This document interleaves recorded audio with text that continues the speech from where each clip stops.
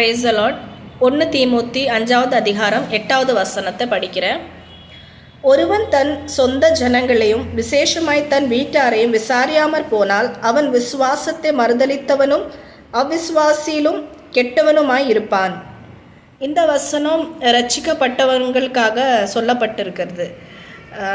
என்னோட வாழ்க்கையில் பார்த்திங்கன்னா, நான் ரட்சிப்புக்குள்ளே வந்த ஆரம்பத்தில் ரொம்ப என்ன வாஞ்சு அப்படின்னு சொன்னால், ஏசப்பா பற்றி எல்லாருக்கும் சொல்லிடணும், அந்த ஒரு சந்தோஷம் தாங்க முடியல, எல்லாருக்கும் ஏசப்பா பற்றி தெரியணும் அப்படின்னு சொல்லி ரொம்ப ஒரு வாஞ்சை உள்ளத்துக்குள்ளே இருந்தது.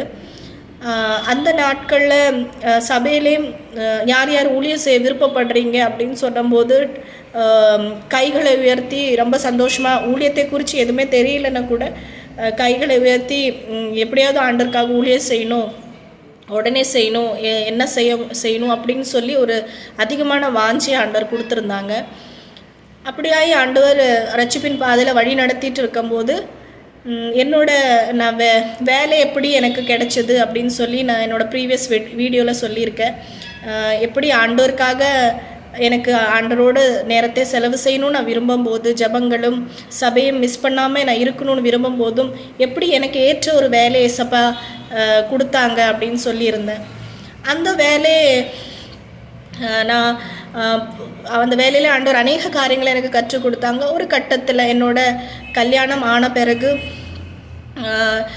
எனக்கு நான் கன்சீவ் ஆகி பிள்ளை பிறந்த பிறகு அந்த வேலையை விடக்கூடிய ஒரு சூழ்நிலைக்கு நேராக நான் இருந்தேன். அந்த நேரத்தில் என்னோட ஆண்டவர் இடைப்பட்டது என்ன அப்படின்னு சொன்னால், குடும்பம் தான் உனக்கு முதலாவது ஊழியம் அப்படின்னு சொன்னாங்க ஏசப்பா. அது அப்படியே எனக்கு அந்த நாட்களில் எனக்கு புரியல. ஆனால் அதுதான் ஆண்டவர் முக்கியத்துவப்படுத்தினாங்க.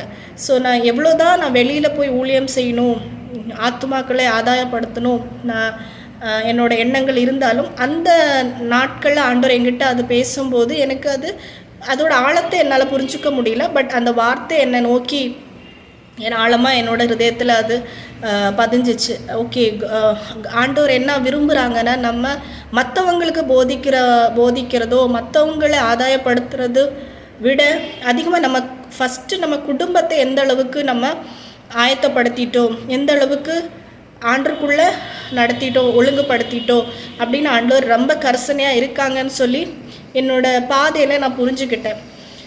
ஆண்டவர் படிப்படியாக ஒவ்வொரு காரியத்துலேயும் ஆண்டவரோட விஷயங்களில் ஆண்டவருக்காக ஏதோ ஒன்று செய்யணும்னு நான் நினச்சி பிரயாசப்படும் போதெல்லாம் ஆண்டவர் சைட் பை சைட் குடும்பத்தில் சரிப்படுத்தணும், ஒவ்வொரு விஷயத்தையும் சரியான முறையில் டிசிப்ளினான முறையில் கொண்டு வரணும் அப்படின்னு சொல்லி ஆண்டவர் அதிகமாக என்னை ட்ரெயின் பண்ணாங்க குடும்பத்துக்குள்ளவே. அப்போது அந்த நாட்களில் வேலையை நிறுத்த வேண்டிய சூழ்நிலையும் ஆயிட்டு, அதே மாதிரி பிள்ளை வளர்க்குறதுலேயும் குடும்பத்தை எப்படி கட்டி எழுப்பணும் அப்படின்னு சொல்லி ஆண்டவர் அநேக விஷயங்களை எனக்கு கற்றுக் கொடுத்தாங்க. அந்த பாதை அந்த நாட்களில் என்னால் புரிஞ்சிக்க முடியல. ஆனால் கடந்து வந்த ஒவ்வொரு பாதையிலையும் ஆண்டவர் எனக்கு சூப்பராகவே என்னை நடத்துனாங்க. வேலை விட்டாலும் ஆண்டவர் பல மடங்காக என்னை ஆசீர்வதிச்சு பிள்ளைகளை வளர்த்தக்கூடிய ஞானத்தை கொடுத்து குடும்பத்தை கட்டக்கூடிய அநேக காரியங்கள் எது ப்ரையாரிட்டைஸ் பண்ணணும் நம்ம அப்படின்னு சொல்லி அநேக விஷயத்தில் ஏசப்பா எனக்கு கற்றுக் கொடுத்து இதுவரைக்கும் நடத்திட்டு இருக்காங்க. ஒரு பக்கம் ஆண்டரோட காரியத்தில் ஈடுபடுற ஊழியத்தில் காரியங்கள் இருந்தாலும் ஃபஸ்ட்டு ப்ரையாரிட்டி குடும்பத்துக்கு கொடுக்கணும். குடும்பத்தை கண்காணிக்கிறதா இருக்கட்டும், பிள்ளைகளோ விஷயம் எப்படியா இருக்கிறது, குடும்பத்தில் எங்கேயாவது லேக்கிங்ஸ் இருக்குதா, அது ஆண்டவர் ரொம்ப அதிகமாக இம்பார்ட்டன்ஸ் கொடுக்குறாங்க, ஆண்டவர் அதிகமாக எதிர்பார்க்குறாங்க அப்படின்னு சொல்லி என்னோடய வாழ்க்கையில் ஆண்டவர் என்னை நடத்தின பாதையில் நான் புரிஞ்சுக்கிட்டேன்.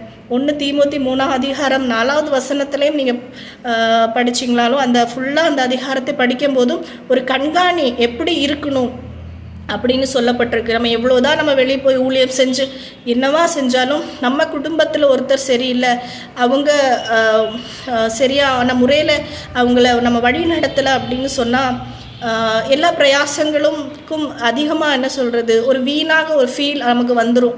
நம்ம வீட்டிலே இப்படி இருக்காங்களே, வீட்டிலே ஆண்டவரை தேடாமல் இருக்காங்களே, இல்லை ஆண்டருக்கு விரோதமாக இருக்காங்களே அப்படின்னு இருக்கும்போது அது ஒரு சரியான காரியம் இருக்காது.